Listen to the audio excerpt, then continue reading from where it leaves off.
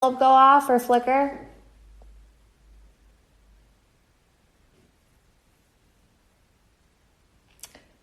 Are you the ones who caused that white noise Sarah heard in the middle of the night?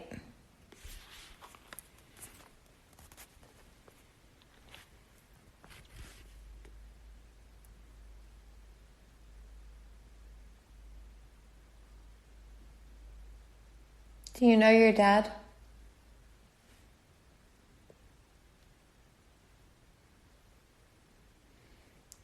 Were you residents of the original mansion?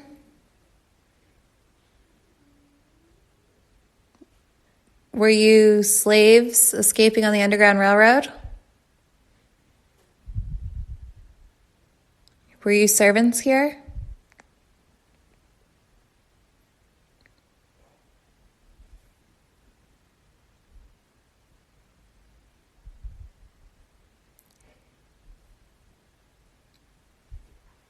Okay, we're gonna go upstairs now. I say stomach rumbling. I don't know. I still don't know. I'm not sure. I'm not 100% on this. Maybe I just want to believe. I just want to believe. But then as we're going through and doing it, and right around the time I asked that question, James had been taking photos of me. And at one point he kind of stops and he's like, what is that? Because, and what it was is if you have, I believe he has like an iPhone 6 or an iPhone 5, and it has that face recognition software where it like puts the square around your face as you're taking the photo. And he was taking photos of me, and he took a fair amount of photos of me while we were doing this. All of a sudden, as he's going, it picks up like multiple like face recognitions, like multiple squares showed up on his camera as if like someone else were standing next to me, and no one was.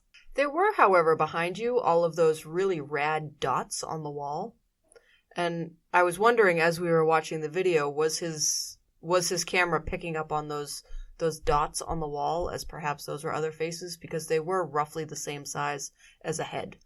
Yeah, but when he pointed out where it was, he was pointing more along the lines of the washer machines that were behind me. Like there were kids sitting on the washing machine hanging out with you for a minute? Like standing next to me, head equal with the washer machine. Okay.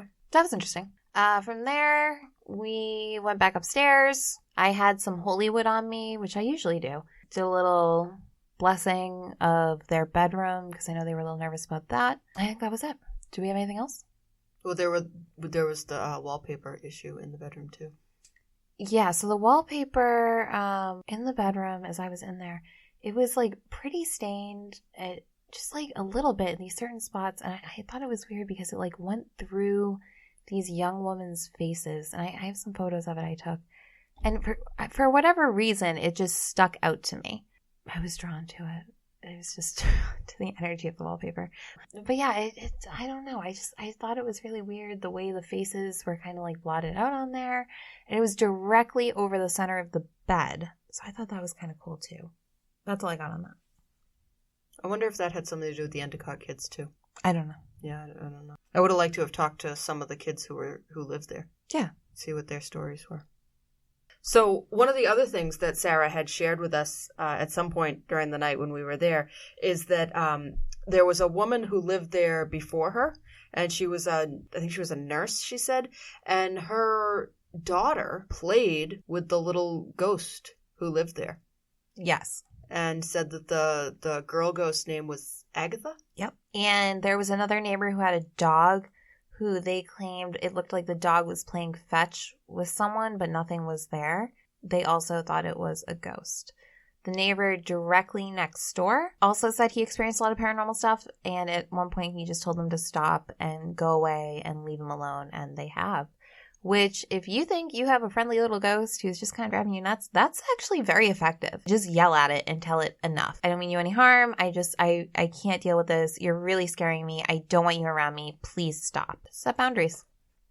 2019, set your boundaries. So after our investigation, as we do, I went online and started to try to research, see if I could find anything at all on this property. Interestingly, and I really thought I was going to find a lot. With this one, usually I'm like, yeah, hit or miss. This one I really thought I was going to find a lot, and I didn't really find anything at all outside of the fact that the Endicott kids really trashed it very badly. College kids. I know.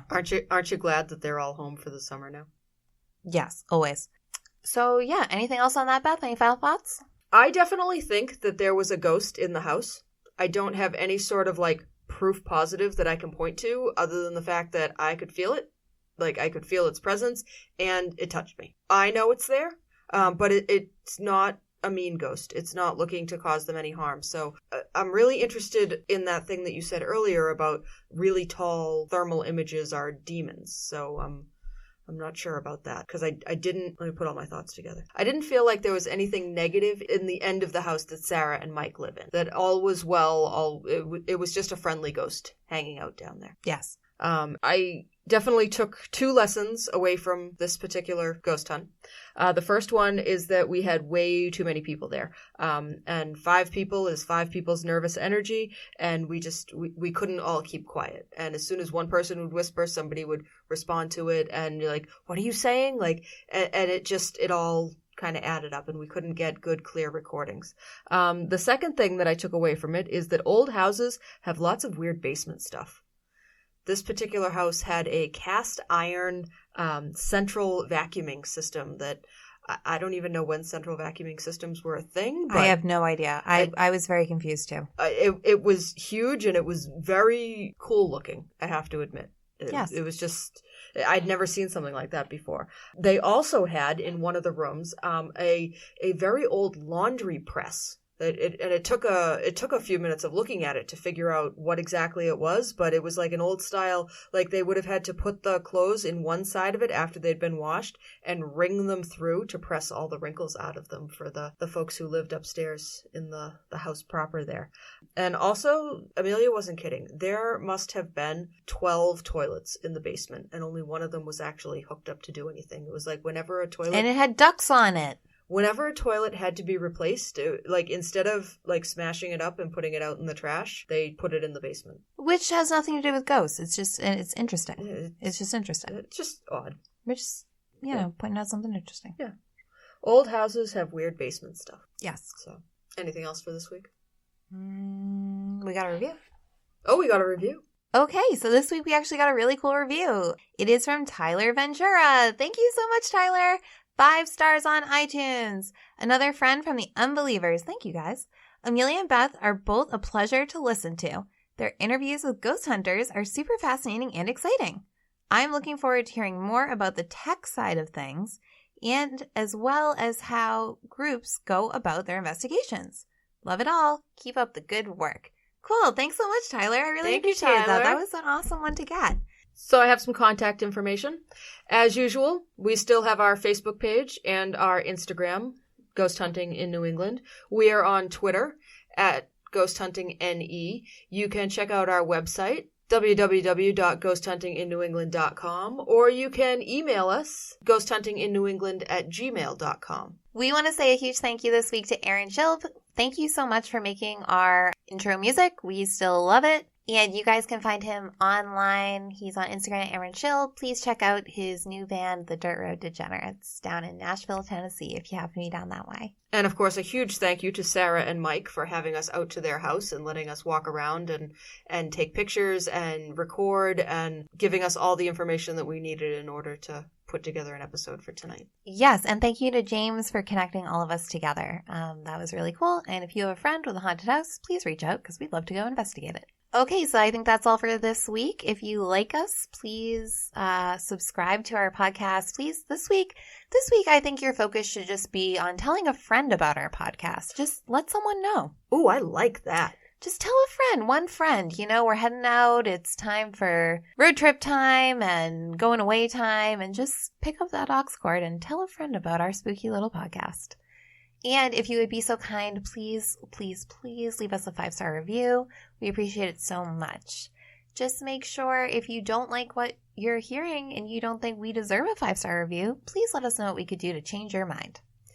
via an email or a private message. Don't leave us a 1-star review. That's hurtful. That is hurtful, and it's just rude. And when you go to a restaurant, folks, make sure when you get to the counter, you have your money. Have it out. Have it ready.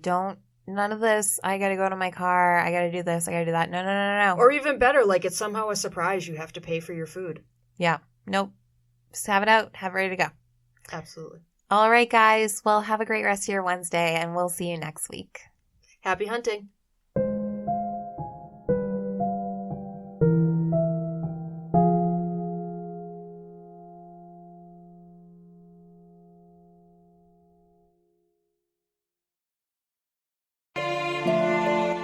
Life can be stressful, and self-care is important. Relax and get balanced with Manipura Body and Mind's collection of Reiki-infused bath and skincare products. Bath and shower bombs, body scrubs, lip balms, and so much more, made with real essential oils and 100% vegan ingredients. Handcrafted by Reiki masters in Belmont, Massachusetts, and always made with love. Buy online at manipurabodyandmind.com. That's Manipura, MANIPURA, bodyandmind.com.